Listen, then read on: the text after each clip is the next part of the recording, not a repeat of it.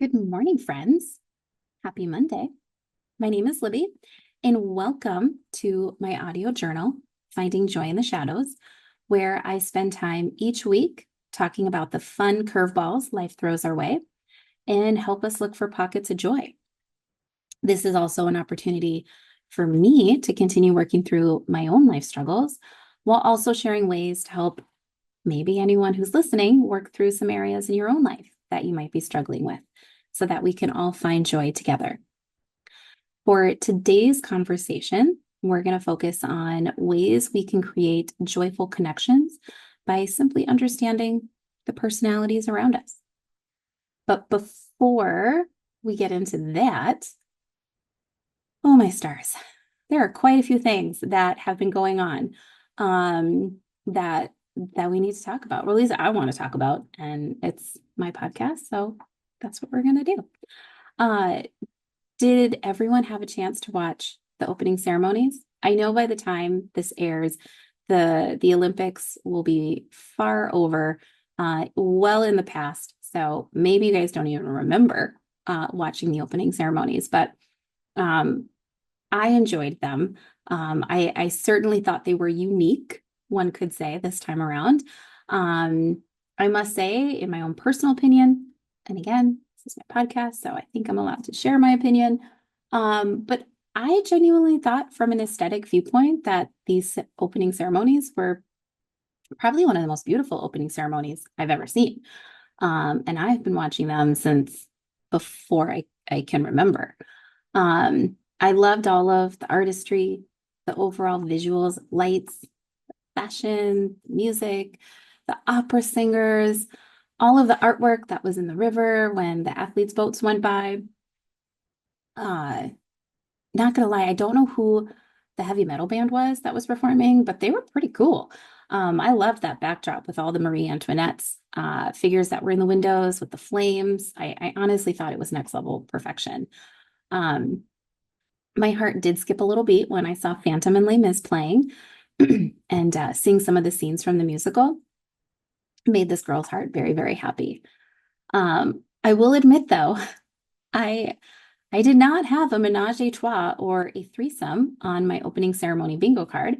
Um, but I'm not gonna lie, I think there is a piece of me that enjoyed watching it more, knowing full well that it was going to cause a certain grouping of the American population to have to clutch their pearls and grab their smelling salts.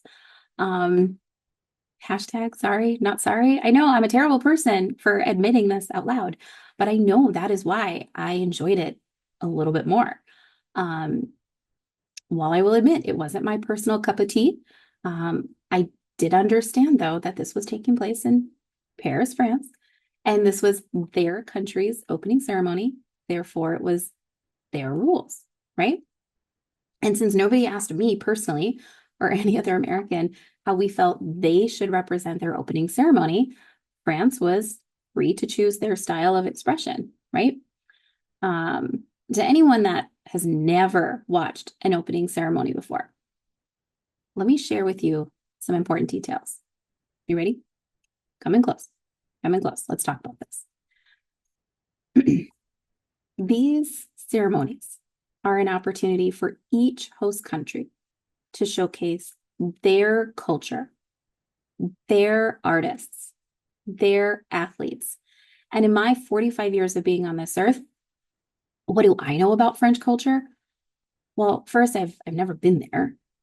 So everything I know about French culture is what I've learned from watching movies and musicals like Moulin Rouge or The Can-Can, and learning about shows like Crazy Horse. I know them to be very fashion forward, pretty well known for Les Mis, the French Revolution, the beheading of Marie Antoinette. They are famous for their croissants or croissants. I don't know if I really honestly have no idea how you say it. So apologize if I botched that. They are well known for Mona Lisa at the Louvre, Eiffel Tower, the Tour de France. I'm sure there's more things that France is famous for. But for me, those are the things that stand out when I think about the country. Now, again, I've never visited France or Paris, but I'm educated enough to know that they are also very comfortable with sex and sexual expression. It's part of their culture. So, of course, this would be on full display as part of their artistic expression in their opening ceremony. Should any host country cater to our conservative roots? No. Anyone that was upset about it, you are certainly entitled to be upset over this. But I would urge you, or anyone who might have took offense to the opening ceremonies, to try go focus on something else. That would be my suggestion. I genuinely, legit believe, or do not believe, that the directors behind the opening ceremony all got together and devised a plan on how to insult Americans, conservatives, Christians. Like, I highly doubt it. I cannot imagine that was even a thought or a discussion. If I'm wrong, and it truly was their devious plan all along, well then, okay. Then perhaps you have an argument to stand on. But what if this truly was all about artistic expression? Symbolism is all about interpretation. Art is all about interpretation. It is up to the eye of the beholder. So if what you saw offended you, if what you saw made you feel they were spitting in the eye of Christianity, as I heard, well, then go ahead and be upset. I do not believe that was the intention. This was not my takeaway. I felt they were telling a unique story of the origin of the games, which started in ancient Greece. I felt they were showcasing some of their country's history. And I thought the lights, the colors, the artistry, the music, the overall visuals were just stunning. And I fully enjoyed the show. Okay, with that now stated, for the record, I do have a few complaints about the opening ceremony. I would have preferred if they had had some drones flying a little closer to the athletes so that we could have seen their faces a little bit better. Typically these ceremonies take place in a stadium and the athletes walk in, the cameras can zoom up on them. But this time around, they were all stationary on boats, which was unique. And I loved it. I loved the visual, but really couldn't see the athletes' faces. And that made me sad because I felt like this is their time to shine and I want to be able to see them. Also, putting the smaller countries on tiny little rafts, not sure it was the visual they all thought it was going to give. And perhaps we could have found them some room on some of the bigger boats. This did not air on NBC's coverage, but it became well known, blew up on the socials, that apparently when the South Korea team came out, the announcer announced them as North Korea. I mean, come on, y'all have one job, right? I know by now, especially at this point, many apologies have already been given, and the South Korean athletes are showing up, taking home medals, so they are doing fine. But I felt genuinely bad for them. As an American, I wouldn't be happy if we were announced as Canada, right? I'm not saying Canada is equivalent to a country being ruled by a dictator, but you get the point, right? These athletes work so hard just to get there. They're proud to represent their country and should be identified correctly. Not to mention, for anyone that doesn't already know, North and South Korea, not exactly friends, right? If you know, you know. So it just wasn't a good look overall.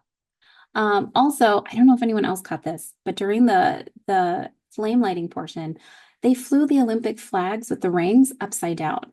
So those were my issues with the ceremony. I would love to hear what everyone else thought about the games and the ceremonies. So I know, again, I've said this a couple of times now, but by the time this episode is released, the games will be long gone, but feel free to drop me a line. Would love to read through what anyone else thought about the opening ceremony. So feel free to drop me a line on Instagram, or you can send me an email at libbysaudiojournal@gmail.com. All right. So what else popped on my radar? Okay. So this one was kind of a big one. I didn't realize I was going to be a BFD with this current election cycle, but yeah, yours truly, little old me, I became part of the political news story last week. I don't know, right? Still quite shocked myself, but for anyone that is a bit confused, I'm going to break it down for you. Now, I was not mentioned by name. No, I was not mentioned specifically by name, but let me explain a little more and how I'm involved. And then you tell me how I should feel about this, okay? Ready? So, going on about my day, doing my thing, and all of a sudden I get wind that one of the candidates running for the VP role, not going to name names, had some choice words to say about women who don't have children. Yeah, you heard me correctly. The video has now gone viral where this candidate can be seen sharing his point of view on women who do not have children. Now, I believe the video is from about 3 years ago, and he is quoted saying, and I quote, "We've allowed ourselves to be dominated by childless sociopaths. They're invested in nothing because they're not invested in our country's children or in this country's children." Wow, right? I had no idea that little old me not having children has now turned me into a sociopath. Or have I always been one, and that is why I don't have children? I don't know. So many things to ponder here. When this man was given the opportunity to maybe clarify his comments, maybe even do the political move of what they call walking back the statement and offer somewhat of a half apology, he couldn't even do that. Homeboy legit doubled down and owned the comment and dug his hole a little bit further, where he pinpointed his attack directly at childless cat women specifically. No idea why that is, but he did. And now one could now argue that since I am a childless dog woman, perhaps he wasn't referring to me, and therefore I'm not a sociopath. Should I take this as a technical win?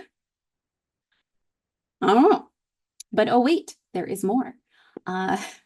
This guy, poor guy, I do kind of feel a little bad for him, but not really. In another interview that he gave back in 2020, that is now going viral, he can be heard having a discussion about his mother-in-law and how she came very nicely to come and help take care of their newborn children. Very sweet, right? As they're talking, the host states, well, that's the whole purpose for postmenopausal women theory. And this homeboy says, yeah, totally agreeing with him. What is this theory, you ask? I tried to do some research on it, and all I could really come up with is that to some people, they feel that women's sole purpose is to have children. Once you can no longer have children, then according to these people, our next purpose is to then just raise the grandchildren. First off, wow, buddy, just stop talking about women, period, okay? We don't need you as our ambassador, so you can go ahead and resign from that and just talk about anything but women, okay? I know these interviews are from a few years ago. It sucks that they're coming to light today, but welcome to the major leagues. The sad part is that this could have been fixed, or at the very least, smoothed over a little bit by simply saying, listen, I spoke out of turn a few years back. I was wrong in that thinking, and I apologize to any women who I may have hurt or offended by these comments, and I will continue to do better. And if elected as VP, I assure you, I will work to supporting women in all of their ventures. Done, right? It would have been that simple. Second, we need to be clear here, because it is important to note that there are childless women by circumstance, women who would love the opportunity to have children, but for some reason have been unable to. Then we have child-free women by choice, those that are choosing not to have children. Two distinct different definitions. Both of these definitions, however, do not equate to being a sociopath, nor should not having children discredit us or should prevent us from holding leadership roles in the future. Did you know that George Washington, our very first president, the father of our nation, never had his own biological children? Due to a battle with smallpox, he became sterile and was unable to have children with Martha. James Polk, our 11th president, father of Manifest Destiny, which led to the expansion out west of our country, also became sterile after a surgery, never had children. Warren Harding, our 29th president, never had children. Andrew Jackson, our 7th president, also never had any children of his own. He did raise his nephew as his own, though, which was very nice. James Buchanan, our 15th president, homeboy was never married. He had to recruit his niece Harriet to act as hostess of the White House since there was no first lady. What was that thing he said about childless women not being invested in the future of this country because they don't have children of their own? We'll come in a little closer. Let's talk about that. Annie Easley was a computer scientist and mathematician who made critical contributions to NASA's rocket system and energy technologies. Homegirl developed the code we use today in batteries and fuel systems, which are used in hybrid vehicles and NASA's Centaur upper stage rockets. Sally Ride, the first female astronaut to go into space, well, she also developed a series of, wait for it, children's books to help teach kids about space. You know, children, the future generation. Dr. Mae Jemison is the first African-American woman to travel into space as part of the Endeavour crew in 1992. Upon leaving NASA, homegirl received her medical degree and spent time with the Peace Corps, helping people in places like Liberia and Sierra Leone, countries that have suffered from diseases like Ebola and the AIDS epidemic.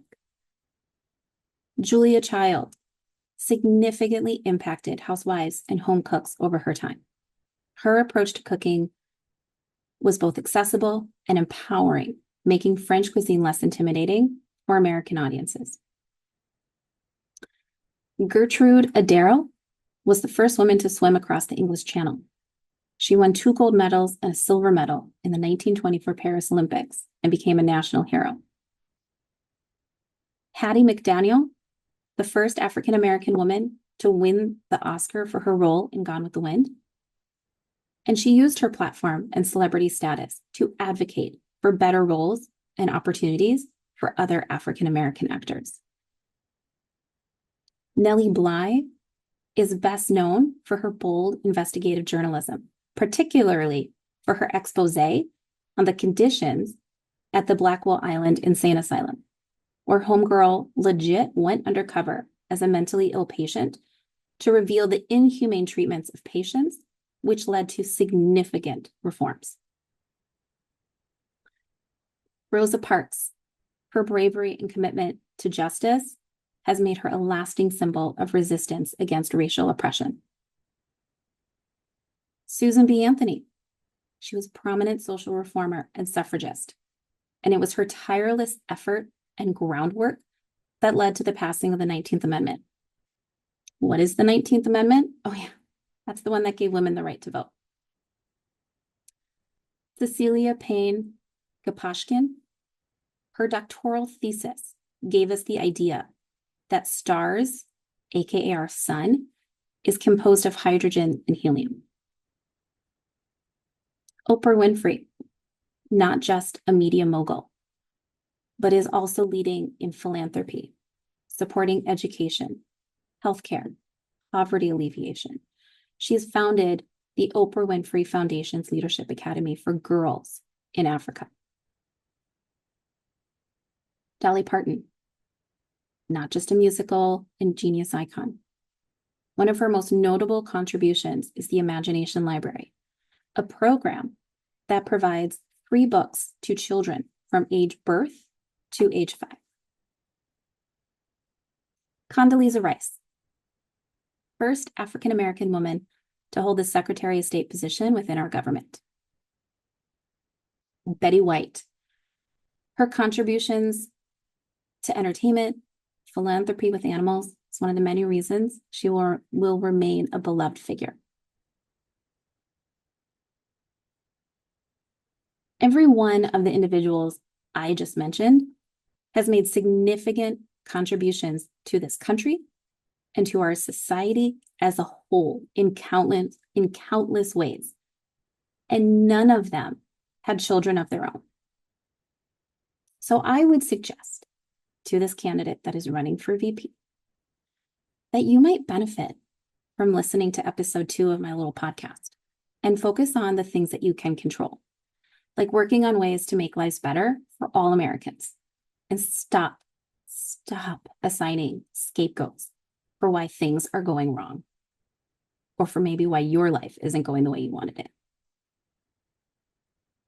Okay, I'm going to take a pause. I'm going to step off my soapbox. Let all of that ruminate. Let that sink in. Take a little sip from my coffee. All right, I'm back. Sorry for being so serious, but I just had to get that off my chest. But if you thought I would jump into today's hack without updating everyone on the latest BTS details, well, you have not been paying attention. So much has happened in just this last week alone in BTS world. So Jimin has released his second album, Muse. It's out now. And my favorite song on there is a song titled Who. It's freaking amazing. I've been listening to it legit on repeat since it came out. I thought I read somewhere that he had done the choreography for the music video all himself. So I don't know if it's true or if he was just had a heavy role in it, but the choreography is really amazing, very unique. Highly recommend going and listening and checking it out. Jin is doing his very own version of a TV series called Run BTS, which not entirely sure what it is. Again, I'm still learning, but it looks like it's a variety show. Friends that do know, please keep me honest. It looks like cameras just follow him around and they offer him mini challenges for things for him to do. And if he passes the challenge, then he wins prizes. I think that's the premise. I'm not entirely sure. But so far, it's been adorable just to watch him interact with people around him. He is not modest. He is very comfortable reminding people that he's the pretty one, and he is right. He is the pretty one. So thoroughly enjoying it. Jimin and JK's travel series is also out on Disney Plus, and it is so wholesome. Honestly, you can't watch it without smiling. The whole thing is very sweet. These 2 episodes were filmed last summer here in the US when JK was in the States, debuting his single 7, and he performed on the Today Show. After the performance, JK and Jimin hopped in a car and drove to upstate New York, where they legit just ate. They ate a ton of food, they laughed, randomly walked around Walmart a couple of times, and then they ate some more. No, really, that was literally the entirety of the first 2 episodes, and it was hilarious. Poor Jimin, he was suffering from the flu in both episodes, and hearing JK say, "Careful, don't poop your pants." I mean, it was legit just some of the funniest comedic timing I had ever witnessed. So the show is called Are You Sure? It's on Disney Plus right now. Next week's episode is going to feature Mahombo V as their very special guest, and I legit cannot wait. Speaking of V, my Type 1 book finally arrived all the way from Korea.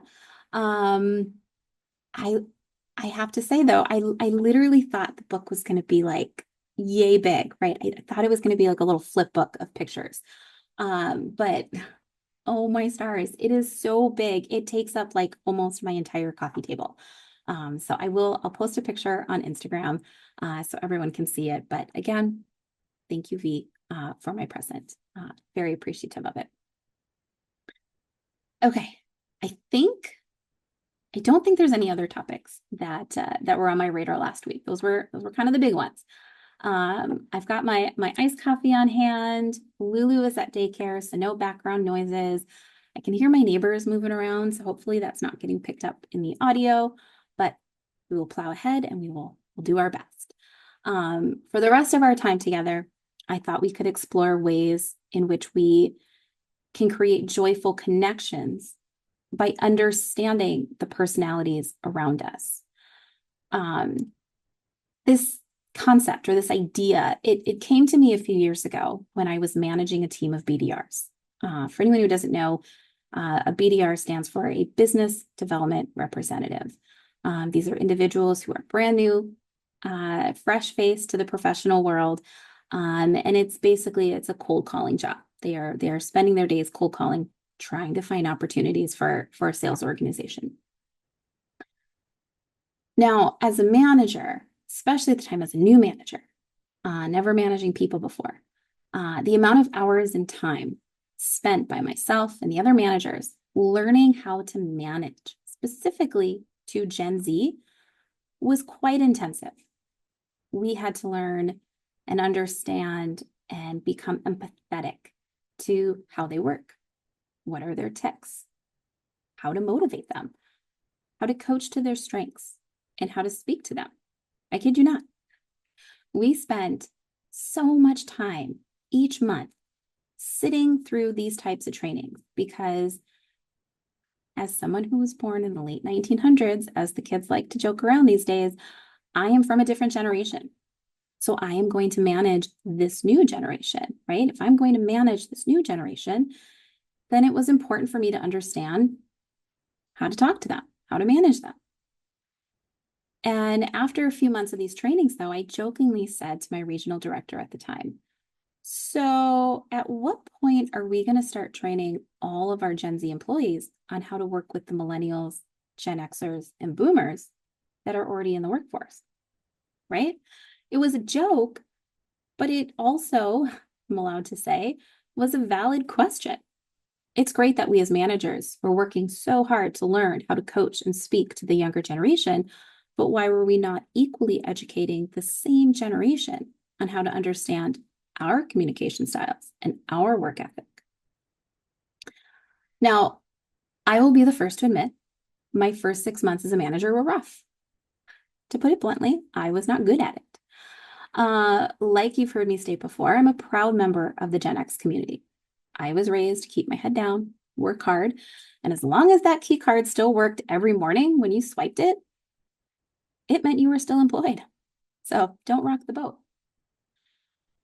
So that's my mentality when I approach work. Still to this day, that is how I approach my life in the professional world. And I will never forget the situation I found myself in within the first 3 months into managing a team of Gen Zers. I was called out by one of my reps for, and I quote, for not celebrating their milestones enough. And in not celebrating them enough, I now had made them feel as if their job was on the line and that they were about to be fired. True story.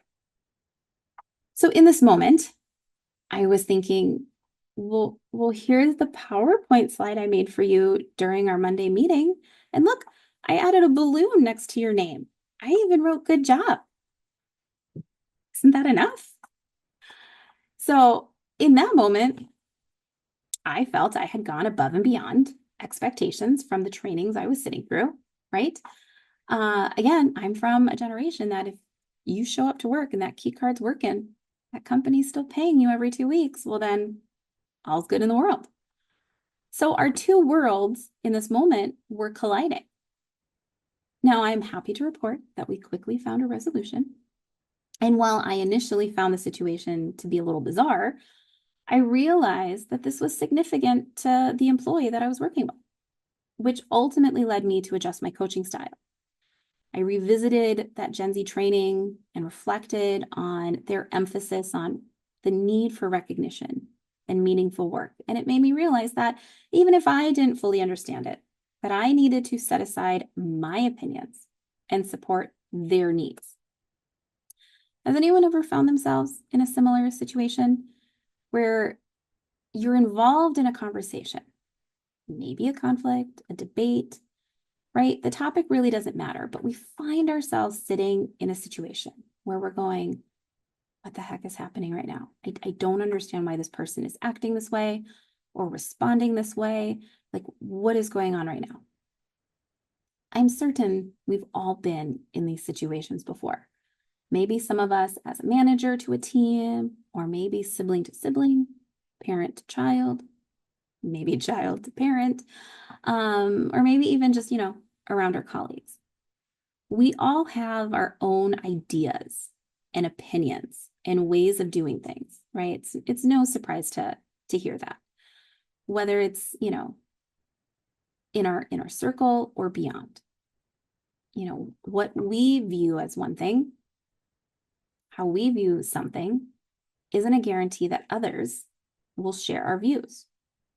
So how do we bridge this gap to become more understanding and open to those around us, where we can ultimately find joy in these unique interactions? Well, I've been thinking about it, and I've been thinking about it for several weeks, knowing that this was going to be a topic that I wanted to talk about. And I believe that it's crucial to start by first understanding ourselves, learning about our own personality traits, our own values, priorities, and how we respond to different situations. Once we have a clear sense of how we operate, then we can begin exploring how we fit into the larger picture of life. Why is this important?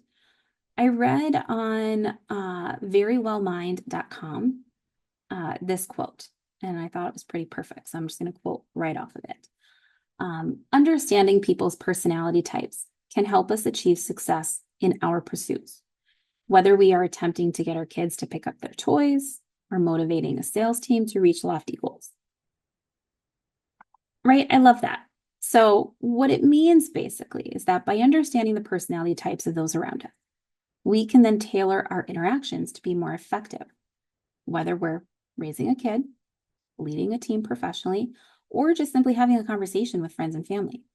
This awareness can help enhance our communication, foster better relationships, and can help us achieve our desired outcomes. But most importantly, being able to navigate smoothly within, with the people around us. Well, if we're navigating that a little bit smoother, it's going to bring harmony to our day, which is going to make our interactions more joyful. Now, there are several free tools available to help us understand our own personality type. The first one I ever came across was called the DISC model, which categorizes personality types into 4 types: dominance, influence, steadiness, and conscientious. A few years ago, anagrams were really popular. You would always hear people say, well, I'm an anagram 4, I'm a 3. And so the anagram assessment identifies 9 distinct personality types, each with its own set of core motivations, fears, behaviors. And the model provides insights into personal development, enhanced self-awareness, and improves relationships. One of the most widely recognized personality assessments, and one that is considered still to this day the gold standard, is the Myers-Briggs Type Indicator, or MBTI. It's also incredibly popular in South Korea. Oh no, another South Korea connection. In fact, some employers in Korea use the MBTI score as part of their hiring process.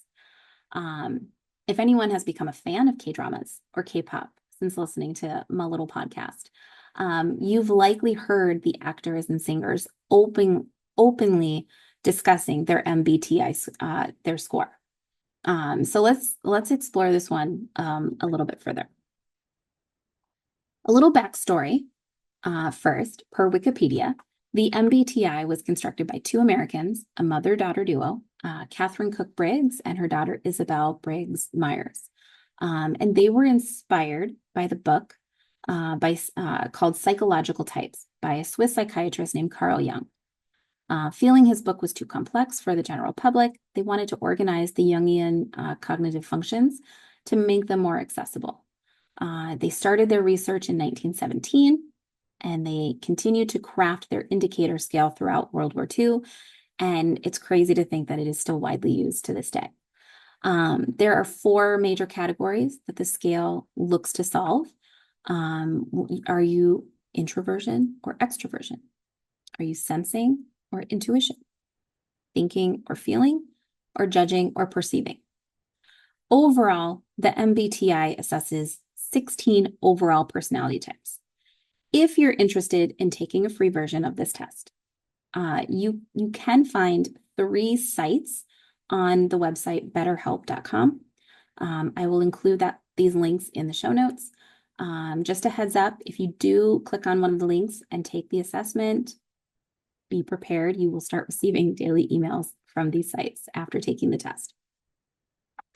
So I took the free MBTI test, and my results came back as ENFJ-T,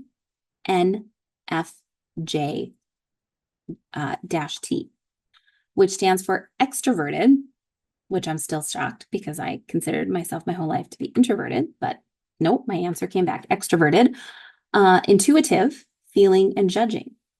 And the T, which I had to do some research on, stands for turbulent. And for those of you who are right now going, I knew it. I knew she was volatile. No, that's not what that means. All it means is that people with the T or the turbulent, we hold on to our emotions until we reach our breaking point, and then we let them out. We release the hounds, so to speak, for better or worse. That's how we operate. So if you know me, you know that to be quite accurate. I often wait for situations to resolve themselves. I hold back, and I take it, and I take it. And then when it becomes too overwhelming, well, then I respond. So fun fact, ENFJ-Ts are actually considered to be one of the rarest results, with only 2 to 5% of people having that personality type in the world. So I don't know if Google was just blowing smoke, but that is what my results came back as. So when I took the personality test, I came back as a protagonist. Those of us in this category are inspiring optimists. We readily take action, and we do what we feel is right. So I felt that I agreed with that assessment. But I will say they break it down into these categories: energy, mind, nature, tactics, and your identity. Now, my energy pretty much was a tie, right? It's 51% extroverted, 49% introverted. So for me, I'm sure that has something more to do with my line of work. I'm in sales. And so I have to force that to be an extroverted person, right? I have to force that out of me. I do enjoy group activities and social interactions, but I have to work so hard to mentally prepare myself for those. So I thought it was pretty interesting that extroverted came out at 51%. For my mind, I am 68% intuitive. I'm imaginative, open-minded, and curious. I would agree with that. Nature, I am 65% feeling, right? I value emotional expression and sensitivity. I place importance on empathy, social harmony, cooperation. Check. Yep, absolutely, totally agree. Tactics, 96% judging. Now, when I first read that, I was like, oh yeah, I judge all the time. But that is not what it meant. It simply means I am decisive, thorough, highly organized. I value clarity, predictability, and closure. I prefer structure over planning and spontaneity. So again, I would totally agree. I'm a rule follower. I like my to-do lists. I like organization. I like planning. And then again, the identity, 69% turbulent, which again, self-conscious. I'm sensitive to stress. I feel a sense of urgency and emotions, and I tend to be success-driven. I am a perfectionist, and I'm eager to improve ways that I can make things better. So this is my personality type, right? I now have a better understanding of my own behaviors, why I do things, how I do things. And so now, if you also are taking this personality test, and let's say Fast forward, you have your results, and maybe yours match up with mine, maybe the exact opposite, right? Maybe you're 100% introverted. Maybe, you're more observant and thinking and prospecting than I am, right? Those are my opposites. How are we going to interact, right? What is that next step? One of the websites I used, they provided tons of examples and insights into how I interact with the other 15 personality types that I may come across, which is a great starting point. But I feel like there's an overarching message in all of this. And that is, before we start comparing and contrasting ourselves to the other personalities, I think it's actually a more simpler approach for the next step. And it's just simply be open to understanding what we don't know, right? I know this might sound really deep, but I personally think the key to forming joyful connections with those around us is to acknowledge that not everyone shares the same traits as we do. Not everyone follows the same paths as we do, and that is okay.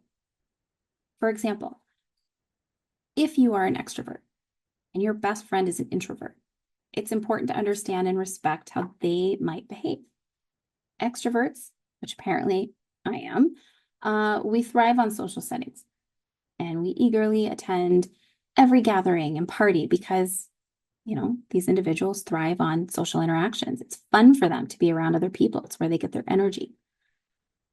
However, our introverted friends might find social gatherings to be too stressful, which is why they tend to prefer staying home, even though they also enjoy everyone's company. It's different, right? It's not personal. It's just different in how they handle social interaction. So my advice would be, we'll be open to learning about it and accepting people where they are. It's crucial for building understanding and harmonious relationships. First, understand your personality, your types, and then realize, one of the things I hope you realize when you go through your answers, like it did for me, is you're going to realize that you are a very complex individual, just like I did. When I was going through my answers, first, my answers were surprising. But when you read through it, there's a lot of information that comes with it. You realize, dang, I'm a complex person. And when you have that understanding that you yourself are a complex person, well, then the next leap is to realize that all the people around you, they are also very complex individuals. And I need to now be open to the idea that the way I think something should be going might not necessarily be the way this person is thinking it should go. And so I think before we start figuring out how to interact with the other individuals, simply acknowledge the fact that we ourselves, we are a complex individual. And I need to be open to the fact that other people aren't going to interact the way I do. And by being open, we are also accepting the person that's presenting themselves to us, instead of immediately deciding, oh, well, they just hate me. Or, oh, why are they being rude? Why are they saying it this way? No. How they say something probably sounds very normal in their viewpoint, but how we're receiving it is different. So we need to be open to those communication styles. And if we can be open, then that allows understanding to come in and allows acceptance to come in. And that's where we can start to build that harmony in our communication and that joy in our interactions. So those are my thoughts on that. Didn't mean to make it sound deep, but I get it. As always, baby step it. Start small. I recommend we all start by taking one of the personality tests. I will put the link in the show notes. And these assessments are going to help us learn more about ourselves. Having worked in sales, I've taken quite a few of these personality assessments over the years. And my results have changed over the years, which goes to show you that our personalities can evolve as we grow and gain life experience. So start by understanding your own personality first. Understand what traits define you and what values are important to you. reflect on why you respond the way you do in certain situations. Recognize that your approach will naturally differ from those of your sister, your brother, your parent, your child, your friend, your coworker, even strangers. Having this self-awareness is crucial. It is a crucial first step to understanding and respecting the vast, diverse personalities that surround us. Once we gain this understanding, and then we can begin to view those around us through a more compassionate, softer lens. I have found this perspective can bring a sense of calmness to our interactions and allow for more joy in our daily lives. Okay, I think I have babbled on long enough. As always, we will add to this next week. I hope everyone has a great rest of your day, has an amazing week, and I look forward to our next chat. Peace out, friends.